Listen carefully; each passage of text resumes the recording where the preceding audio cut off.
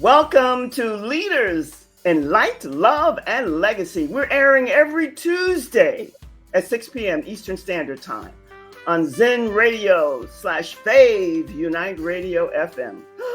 It's a good morning, good afternoon, good day, good evening. Maybe to some of you, good night, but wherever you are, welcome. I am Joy Ruffin.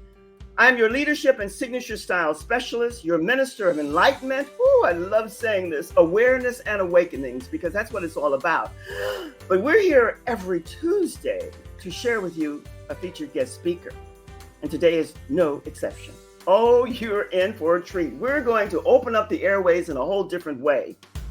I'll be sitting down with my featured guest speaker, who's going to share with you some fresh insights on the divine masculine and the divine feminine. Woo, we're going to go deep, and you're going to be right here ready for it.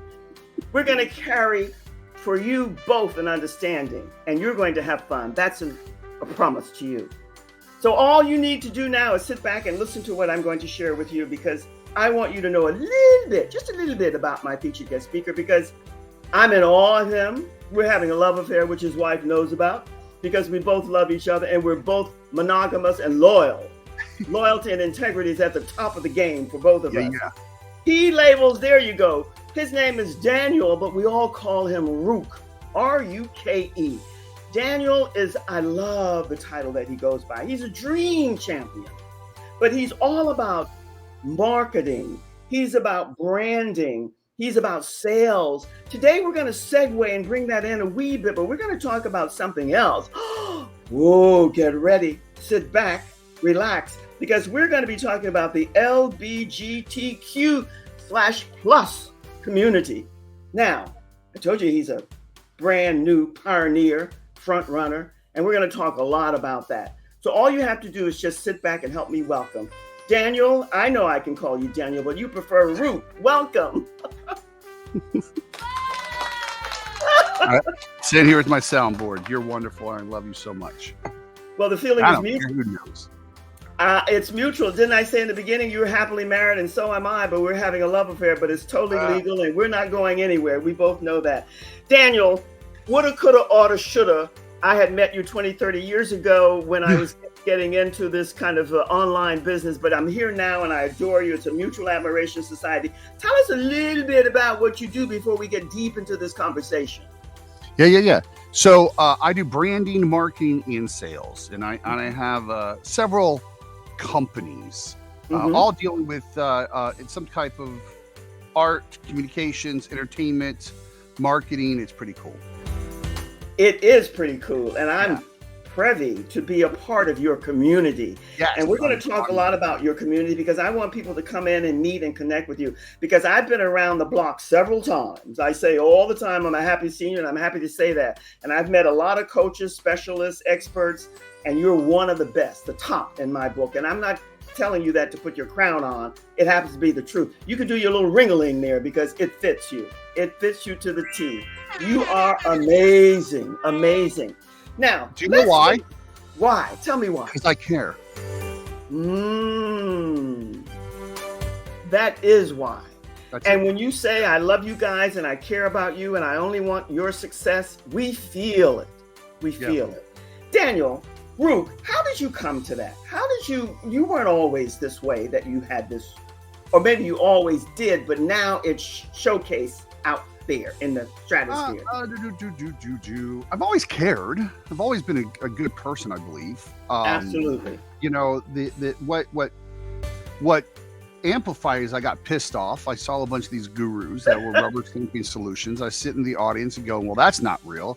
That's not how that works, and that's going to go horrible.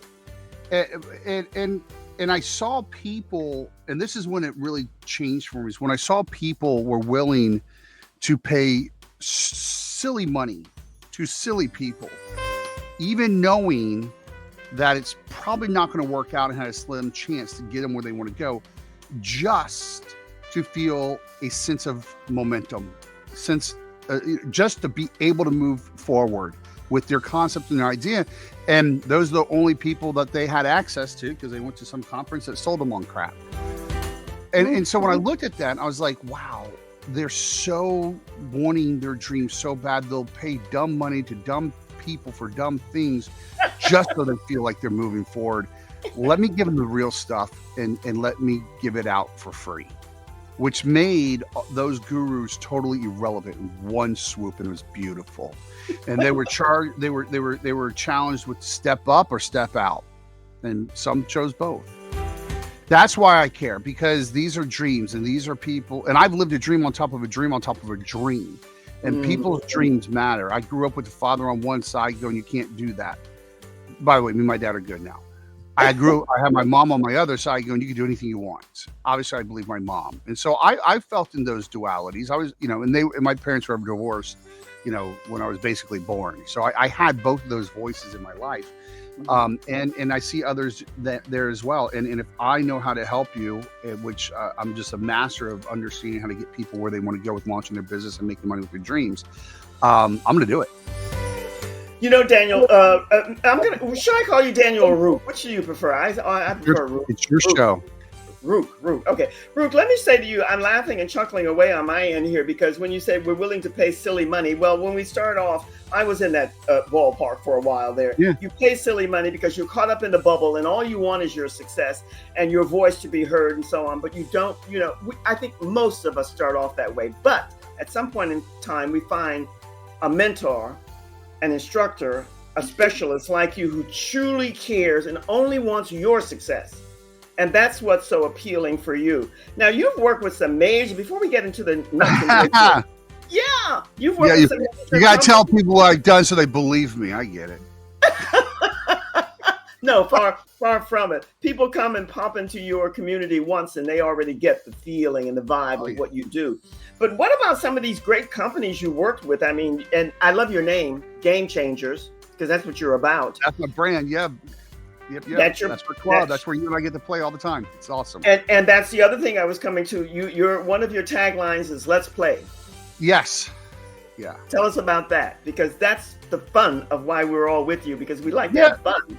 Yeah. So well, I've done, for the credibility thing, because I know you want to say that, and so I can cover it real quick too. I've worked with intellectual property of Disney, Marvel, Chico's, Lionsgate. So these great stuff. That's cool. And that's my agency. I love my agency. I started 20-some years ago. We do incredible work, and I have such incredible people. They're just my teammates are amazing. As I saw people from stage selling things that weren't real, the people were like, the runners of it say, "Hey, you do this for real. Why don't you teach?" And I said, "Fine." I took my lessons that I was teaching my team every Wednesday, I made them look pretty. I started giving those out from stage, and that changed everything for us. And then people were like, "Hey, I want to hang out with you more." And I said, "Well, I gave you all the answers." Like, "Yeah, but we want to hang out and learn more." I said, "Okay, fine." And so I started my business club about 10 years ago, and we hang out and we're doing entrepreneurial life together, which is amazing. And I love it. And I do want to hit this. Yes. You said, what do I do different? What I've seen people set up businesses as coaches and consultants, and understand I've worked for the biggest names out there that you can imagine, top global ranking people. And I can tell you, the overwhelming majority built a business to fit their lifestyle. And they put limits on how they show up, when they're going to work, when they're going to help. And that's actually why I didn't start my club.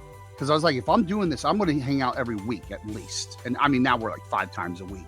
You have to have that high touch. So what I do is, instead of going, "Hey, come to me and look at and buy my system and do as I say," "Oh, it didn't work out because you didn't do what I said." Instead of that, that bull that people give you, I meet you where you're at. And my what we teach and how we do things are always changing to meet the needs and the relevancy of the marketplace. So I do this without limits, because we're entrepreneurs. We don't have a set schedule. We gotta run when the inspiration hits, and you need someone alongside you that's going to be right there with you the whole time. So that passion and drive makes me wildly different, and my viewpoint of meeting you where you are makes me wildly different. And I am ridiculously talented. And I know you never hear me bragging about myself, but you're going to say it. So I'm going to say it. I'm ridiculously talented. So I pour all that into y'all's companies, and I love it. And I've launched hundreds of brands, products, and services successfully since I've been doing this, and I love it. And you know, my Rook, what you just said is that you are extremely talented. I call it the X factor. Whatever it is, you have it. And you also use verbiage that we all like. You like to hang out, but you like to play and give us that high touch. We can find out. Is that the question? Yeah, I love it. Hang out and play. You know, I just came out of. I did a physical talk this morning. Yeah, at Northwestern Mutual, and so. And you'll love this. The hookup didn't work, so I just riffed for an hour. I just riffed, and it was so much fun, and it was so entertaining. So I'm a little bit hyped up. I'm tired, but I'm hyped up because I'm exhausted. And I told you that earlier. I'm exhausted. I'll tell you why I'm exhausted, and it's a good exhaustion. It's a complete. Good. It's a yes kind of an exhaustion. Yes. And I'll wake up tomorrow totally renewed. So the Let's Play. I believe business is a game, and once you understand the rules of the game, you can win. And I think it's for anybody. And the Let's Play came actually from my signature when I it says Let's Play Ruke, right? Yes. Others might use Game On, but when I hit Let's Play, I love it. And then I realized that was also a great phrase to use within LinkedIn in the sales process and on my header. It's my catchphrase, and so that's where it came from because I this is fun. And listen, if you're gonna do this, come on, look, you know. If you're gonna do business, right, and you're the owner, so you get to build your brand culture. You get to lead the way you want to lead. This is, you get to do that. Have fun. Yes. Have fun with it. Why would you create something? That's no. I'm laughing away because it all aligns. It's all connected and intersects. The hangout, Let's Play, the dream champion, the high touch that you add, and you want people to have fun. And that's all well and good. And you have worked with all of these big companies. But you know what? You have a big ego, but it's healthy because you don't brag. You don't have to. It shows and speaks for itself. And that's why your community and all of us who stick and stay with you, we adore you because we know how genuine you are. Now, we don't, the time flies. I want to go into what you're so hot and heavy and on the point and marked with. And that's this new adventure that you're on, which is the LBGTQ. Well, let me give you the words for it. It's not easy. But wait, before we say, I got to tell you one thing, okay? Because go ahead. This is for your community specifically. Yes. So, I had my dad say I can't do it. I had my mom say you can do anything you want. Ooh. So here's the deal. So I'm an artist privately trained since the 3rd grade. So my mom was like, hey, we need to get him lessons. And my dad, while they were divorced, listened and still listens to my mom. He's good like that. And they did that. And then I hit middle school and they had music and computers, all these electives. And my mom knew she could tell I was stressed. She goes, why are you stressed? I said, well, I want to do these things, but I don't want to mess up my career. And then my mom gave me the greatest lesson that I live by today that feeds right into the Let's Play. She said, honey, you're worried about the wrong thing. Do what you love and then figure out how to make money with it. Yes. And then part of that was half my joke is I only work with half my brain then because I only, figure out how to make money with it. But the whole point of it is you have to choose what you have to focus on. But if you're doing what you love, my worst day is better than most people's best. It truly, truly is. And I have relentless drive because I'm doing what I love.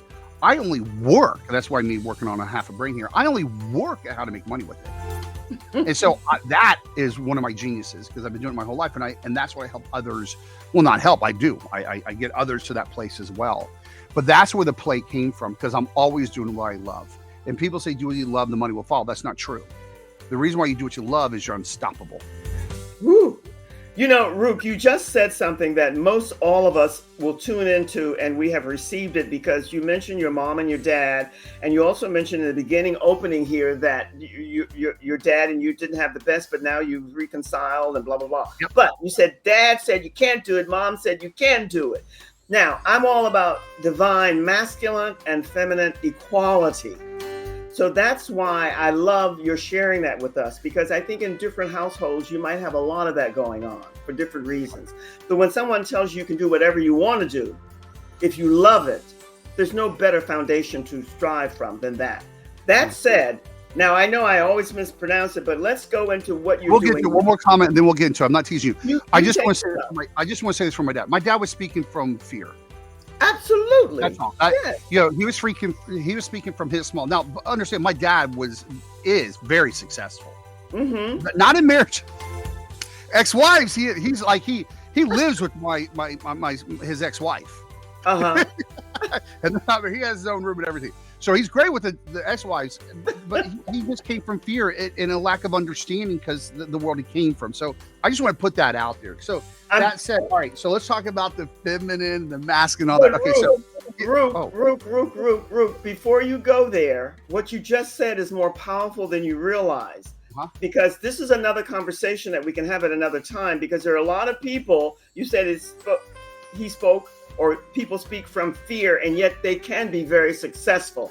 That's a whole nother topic that we can get into, because that fear, even though you might be successful, you might not be as successful and loving what you do as much as you could if you touched and danced with what your mom gave you.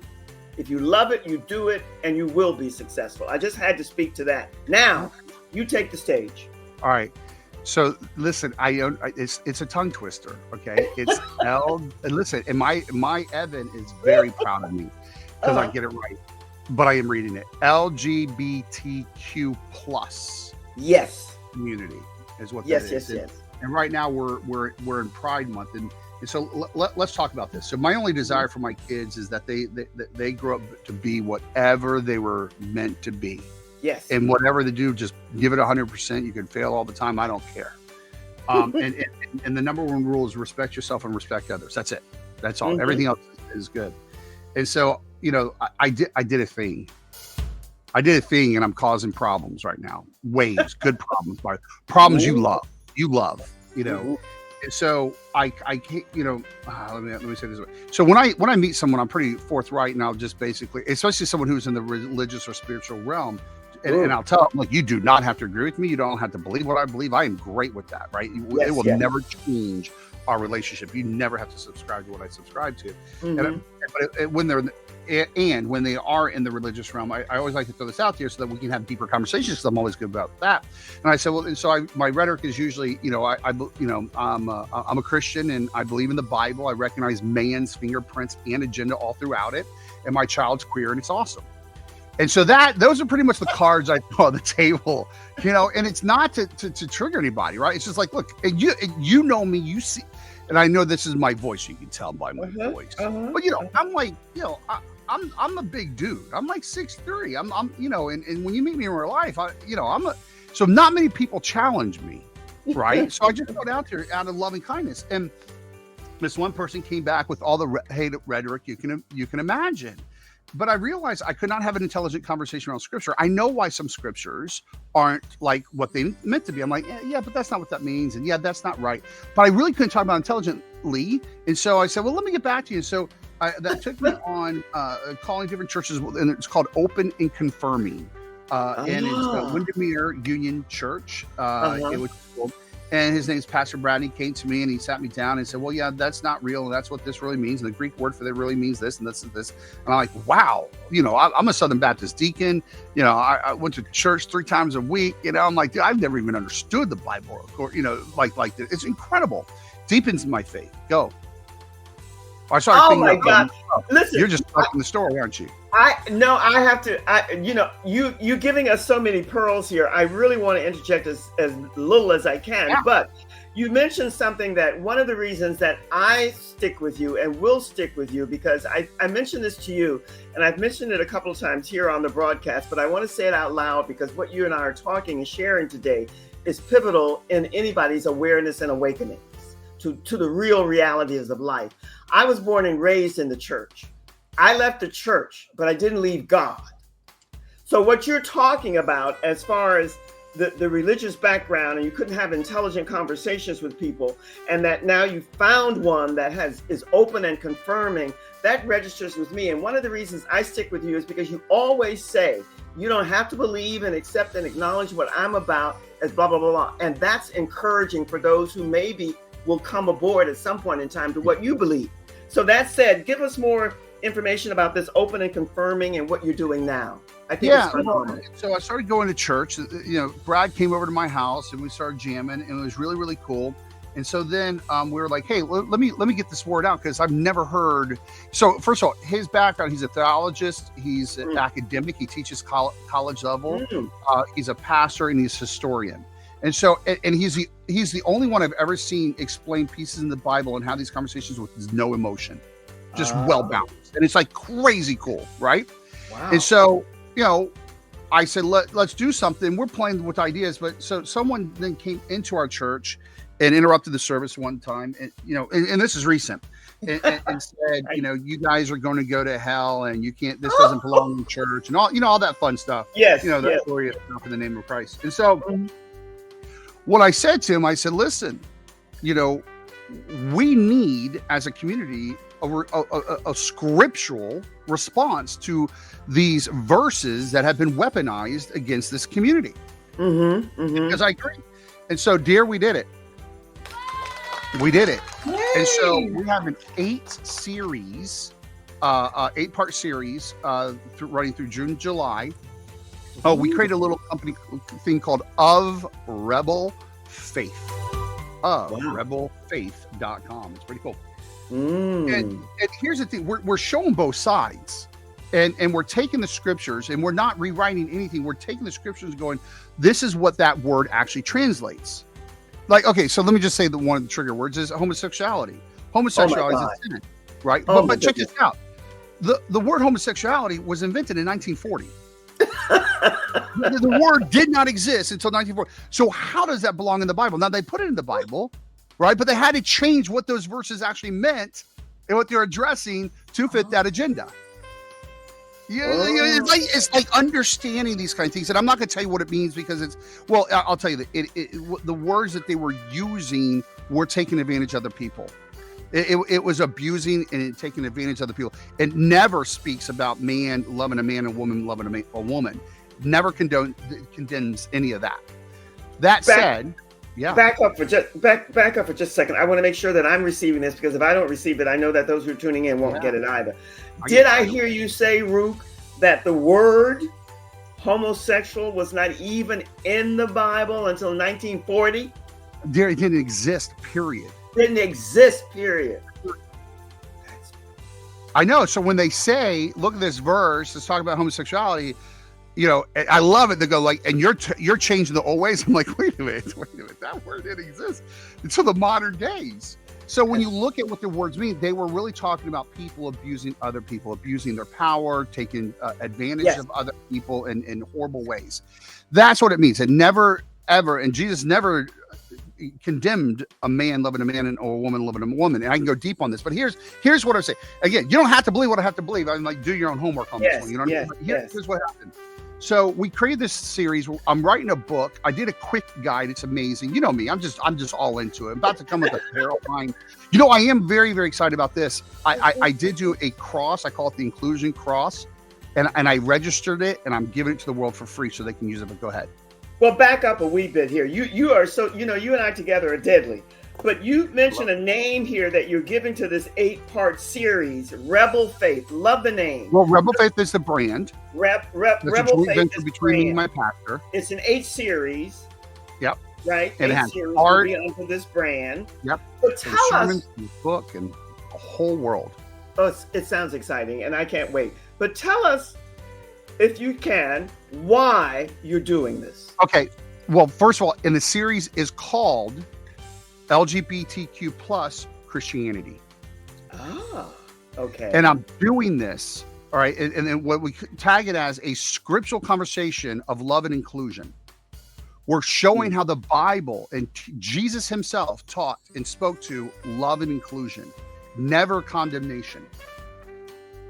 It's not what this is. So we're reclaiming these scriptures because there's so many people out there that struggle not only with their identities, but then the church has come along, not all, some, and definitely not, United Church of Christ, which my church is a part of. It's not at all. They said that there's something wrong with you and you're going to go to hell. So they say evil stuff. And so you have these people that have been outcast but they know it's not right, but they can't speak to why. And so that's why we're coming out. Here's what the verse is, period. Here's how it's been weaponized. And here's the historical context of the verse that actually says opposite of how people have used it out of their own fears and prejudices. Yes. And so we're putting this content out to tell others that are of the LGBTQ plus community, you are loved and you are perfect. and God recognizes it, Christ recognizes it, and they speak about it. Well, this is why the church and I, and not God, could never come eye to eye, because I had the intuitive, as you have, knowing that couldn't be, because that love and inclusion is in everything. And there is no outcast. There is no better than. All of that. So you're just bringing it to the fore, and your timing, Ruke, for this is spot on. I mean, it's just phenomenal. But share with us now why you're doing this. And The big part of the why is because this content, this message in a concise way in one place does not exist. It just doesn't exist. And even Brad, while we're doing the research, goes, it doesn't exist. We're about to do something that it's not out there. There's pieces of it. We're not going to say, so that scholars will sit there and go, well, okay, yes, we understand the translations and we agree with you, but no one's put it out there in a mainstream way. And it has taken all the weaponized verses and going, but this is what it really means. That's why. Now I have a personal why. But that's why I'm doing it. Now, the reason why I'm on fire for this, because I'm always there helping people live in dreams, making people feel safe and welcome, because that's what I do. Yes, I do have a child in transition. And Evan is freaking awesome. And what I love, and I'm going to say this as a father of a child in transition. I also have another thing for you that you're going to like. But what I love about it, and I tell Evan this, and I wrote in the first part of the book, the quick guide in the series is me reading this poem. It says, and if you're queer, I'm glad you're clear. What I love about Evan is they know who they are. And my job as a parent is to let them be what they are. And as they go through this transition, it's them fulfilling who they are. And I'm proud. You and I have searched. I still search who I am and my purpose, and watching these young people going and having a safe place for them to be who they were meant to be. It's so powerful. I'm proud for that.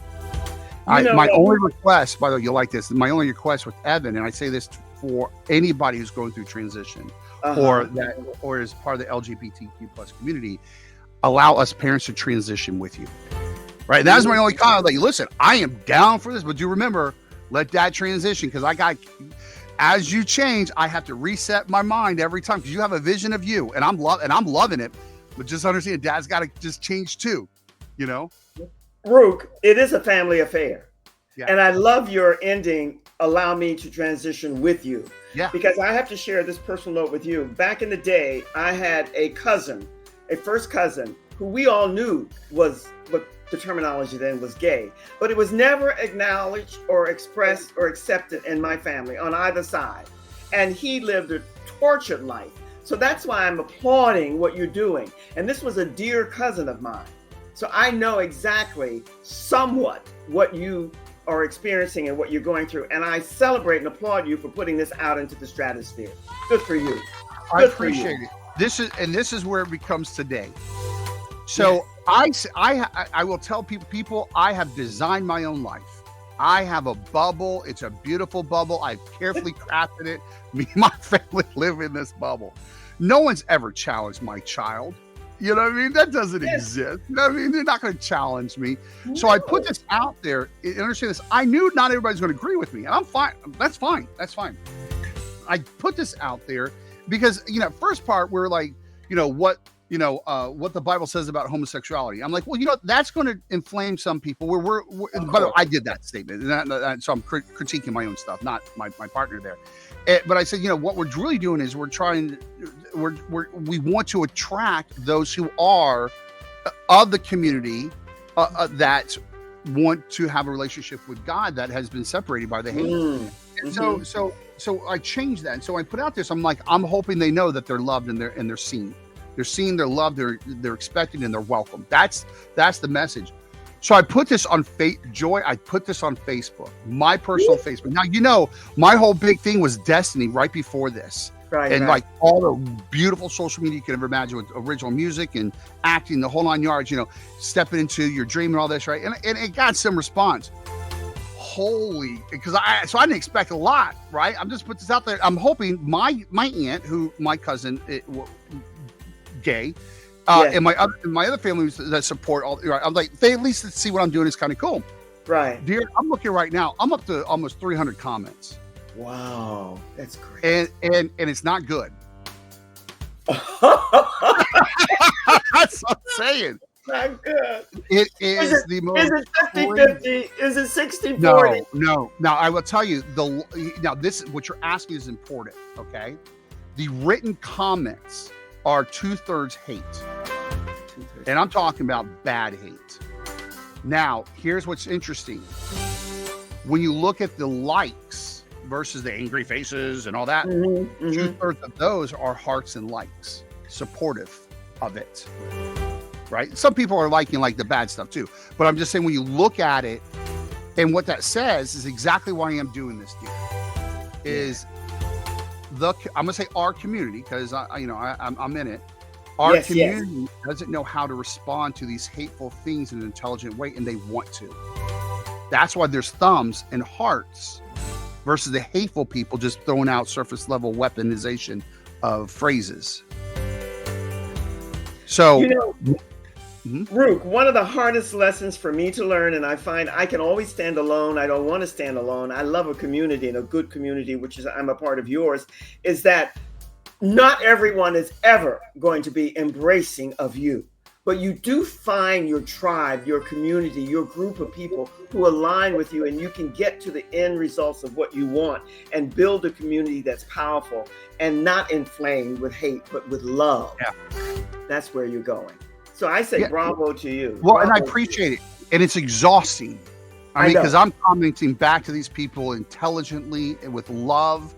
And that's hard. That's a lot of patience. But I am getting, and I want you to hear this, okay? Because I even talked to my pastor. And I said, I said, look, I'm having fun, because I am. And I said, this is important because I'm showing as an example. That's your leadership part.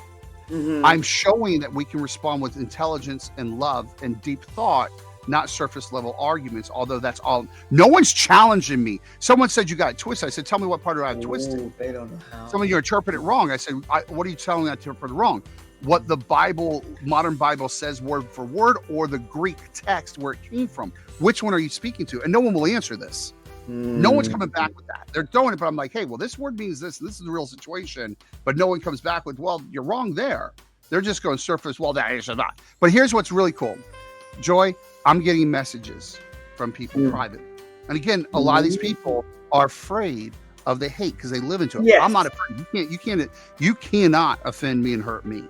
So I'm out there as a sword and shield, like you know me to be. But they're going to tell me that I was turned off by the church, and I feel the love, I feel seen, and I see a way back because of you. Please keep going, because what you're doing matters. All these messages are coming in from that perspective. And so when I look at the thumbs and the hearts, I know that's more than a thumb and a heart. They just don't know how to articulate, because they're the ones that have been outcast, and they're so emotionally connected. They don't have the words, and that's why I'm doing this, to not only give them a voice, but give them the words. And that's why we're publishing the book. We have a whole guide. It's a cool, quick guide I did that has the verse in both perspectives. And we're like, here you go. Here's the biblical, scriptural truth of why you're perfect. You just gone all in, and I love it. Well, that's your DNA anyway, so good for you. And this word fear, most of us at some point in time, you get aware and you know that you have to go into the fear and get the courage that you need to do what you need to do. And the challenges that you're not getting is because people don't know how to verbalize. They don't know how to come back to you and share what's wrong with it as they see it, because they can't challenge you in that way, because they just don't have the DNA to do that. And they know that, but they can't. And they're unhappy people. Miserable. They are unhappy people based out of fear. Because here's what people don't understand. I am just great at research. I am incredible. So when I get something out there, and I want to, and I do this, and I'll tell you why I do this. I look at who they are. I go a couple levels deep, and I go, yeah, that's where it's coming from, right? One person I saw, like, specifically, like, well, you're in the closet, and that's okay to come out. But I didn't say that publicly to them, right? That's their journey. But and I do this to get empathy and know where they're coming from, right? Not to use that against them. But I'm like, who would say something? Oh, yeah, I get why you're saying that. Not that I agree with it, but I get from your background and how you live and your lifestyle and what you speak of other places. Yeah, you're hurt, you're angry. And so, when you look at this and you look at these keyboard anti-Jesus or fake Jesuses, when you look at them spreading the hate out there, you got to, and again, I say from empathy, I have to keep the empathetic place or I will become nasty because you know me, I'm smart. I can be witty. I look at this and just am curious of how can someone spend over a week, and I have several of them, just coming at it every hour of just hate and why would you interject what's wrong and lacking in your life that you feel the compulsion to interject yourself into a conversation is not welcome, and you do this in the name of Christ? Well, Ruke, this is what really, and I don't like this language, but I'm using it with you, and then the audience can tune in and hear it. I don't like it because it pisses me off. It pissed me off back in the day, and it pisses me off now. Because when it comes to hurt, pain, shame, and fear, that most of us incorporate or have that at some point in life, but we have to learn to walk away from that and walk away in love. And how you find that, whether it's through the church or some other spiritual realm, that's your decision. But only when you awake. That's why I label myself the minister of enlightenment, awareness, and awakenings. Because only when you awake do you realize that there is no better. We're all the same. We're just at different levels. And we all need each other. And this is one of the reasons that I celebrate the work that you're doing, because you're already there, light years ahead of most people. But your heart is open. And yet you said, what you said that you don't even, I think you might realize you said it. You said you responded back with love to each and every person who responded to you with hate or not a comforting comment.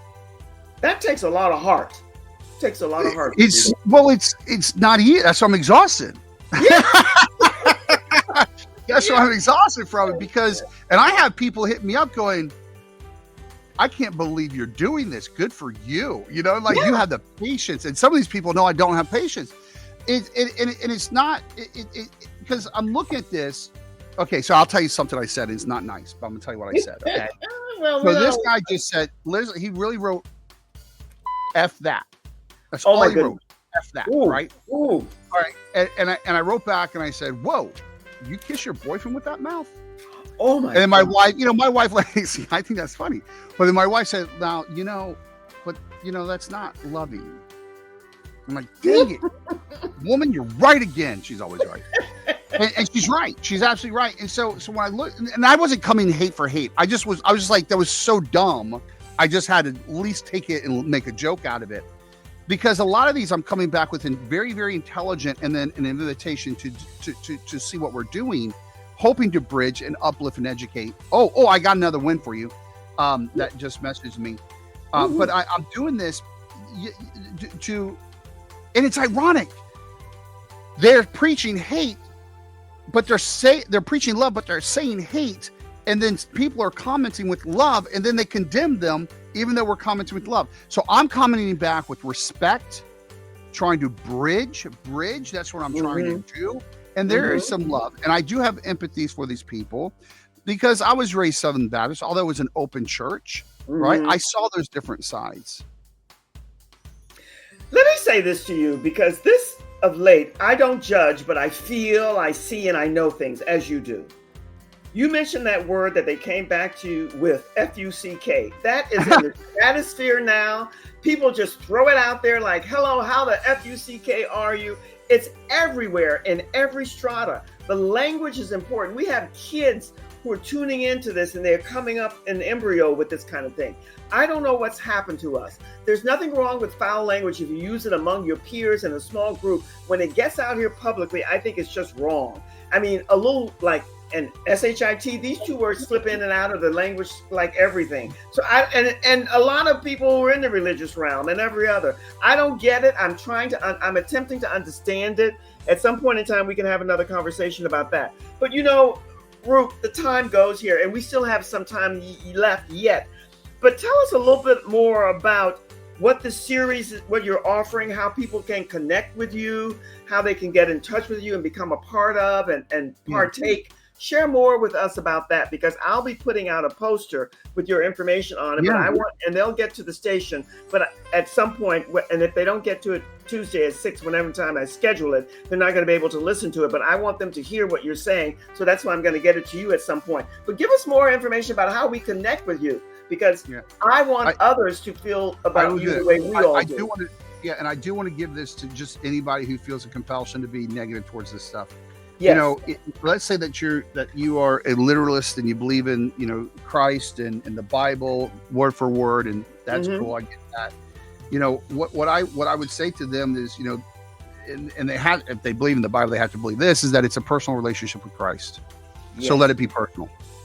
Minimally, you can say to them, I don't agree with it, but it's them. I got to love the person. Right? Not love the person, hate the sin kind of an attitude. No condemnation.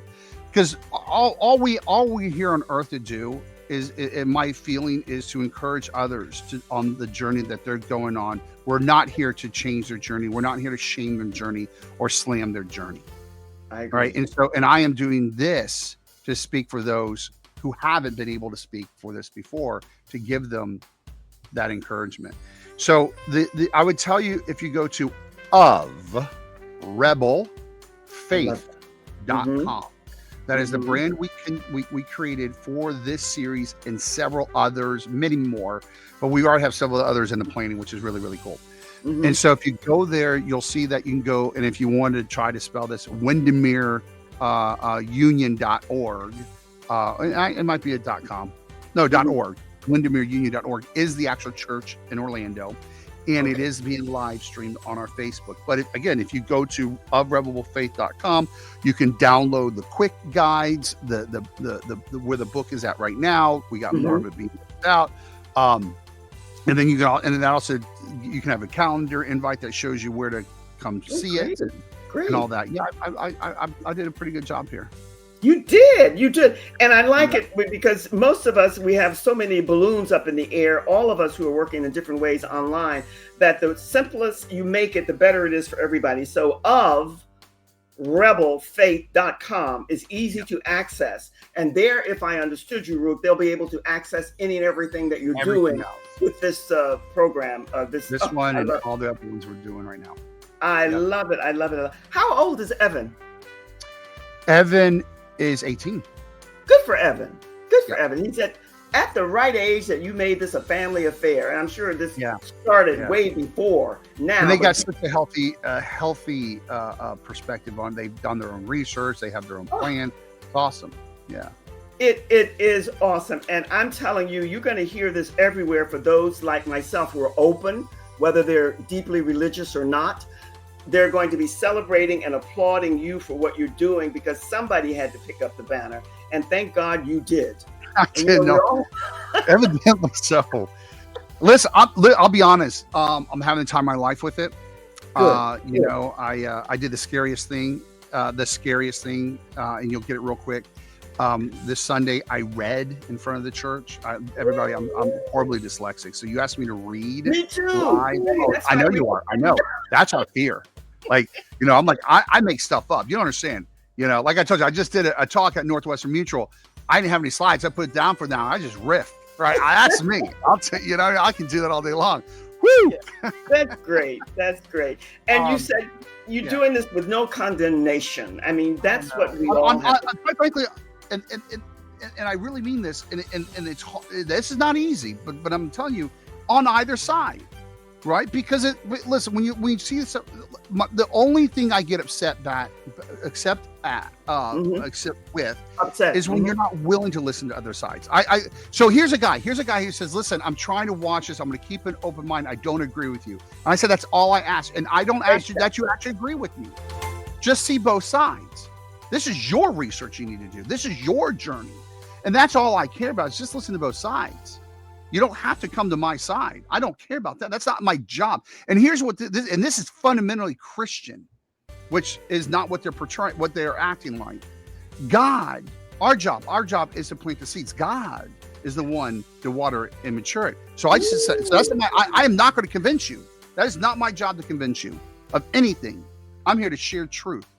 And you see where you sit within that. Ruke, you couldn't have ended on a better note, because that open mind is what I'm all about. And I think all of us who are teaching and sharing our knowledge, wisdom, and love in different ways, that's what it's about. You don't have to agree, but be open to listening and stay not judgmental about whatever you're hearing, and let it be until you receive it. The time has gone here. You are a powerhouse. Listen, come back again when you're really exhausted, because you're full of... Joy, I'm telling you right now, I knew today was going to be like this, and I have just been excited to meet you. You get me energized. So I love you, and I thank you for this. So yeah, thank you. The feeling is mutual, my love. The feeling is mutual. Hold tight. Don't go anywhere for just a second. I'm going to close out the show. And friends, wherever you are, I call you my League of Eagles. That's who you are. I'm saying to you, thank you for tuning in to Light, Love, and Legacy. I am Joy Ruffin. I am your minister of enlightenment, awareness, and awakening, because it's our time. Ruke, R-U-K-E. You'll find him everywhere, especially on LinkedIn. And make sure you go to ofrebelfaith.com and sign up and connect with him, because this guy, you know, I'm all about the divine masculine and the divine feminine. I have found a good, healthy balance in this guy, Ruke, R-U-K-E, and you will find the same. Let's keep the connection going. Visit me at joyruffin.com to learn more about the work we do, the offerings, the sharings, and the messages we're spreading together, you and I, and all of the featured guest speakers that I bring to you. Visit with me, and I'm happy to share time and space with you so you can go deeper into whatever your concerns might be.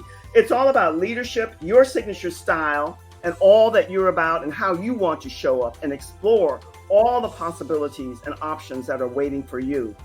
Whether it's style, leadership, divine femininity, divine masculine, equality, or power, you'll find it all right here on Leaders in Light, Love, and Legacy.